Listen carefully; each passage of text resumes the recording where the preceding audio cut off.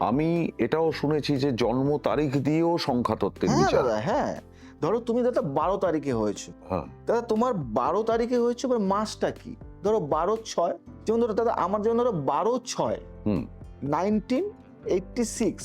ওকে। এবার আমি হুম। 12/6 1986 আমি যোগ করলাম, আচ্ছা, এই পুরোটা যোগ। পুরোটা যোগ করলাম। আচ্ছা। এই যোগ করার পরে যে সংখ্যাটা আসে, যদি 1 থেকে 9 এর মধ্যে সংখ্যাটা আসতে হবে। আমার যদি 12 আসে তাহলে আবার সেটাকে হ্যাঁ 1 প্লাস 2 2 করতে তার মানে হবে। 3 হলো। তো দাদা এই যে 1 সংখ্যা, তোমার নাম, এই যে তারিখের সংখ্যাটা কি 1 হলো?